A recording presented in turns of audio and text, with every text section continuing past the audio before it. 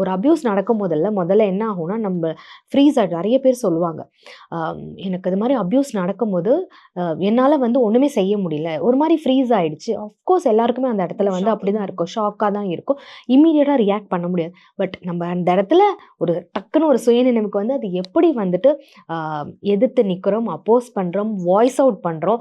அந்த இடத்துல நம்ம வாய்ஸ் அவுட் பண்ணுறதுனால நம்ம தப்பானவங்களாம் அங்கே வந்து பேசப்பட மாட்டோம், பேசப்படவும் கூடாது அப்படின்ற மாதிரி எஜுகேஷன் வந்து குழந்தைங்களுக்கு parents should talk about it. இப்போ எவ்வளோ நியூஸ் படிக்கிறோம், இப்போ சோஷியல் மீடியாவில் எவ்வளோ விஷயங்கள் பார்க்குறோம், அது எல்லாமே வந்து பேசணும். நீ இது மாதிரி இடத்துல இருந்தால் அதை எப்படி ஓவர் கம் பண்ணுவ, யாரை ரீச் அவுட் பண்ணுவ, ஓகே உனக்கு இது மாதிரி நடந்தது, இது யார் மூலியமாக வேணாலும் நடக்கலாம், கரெக்ட்?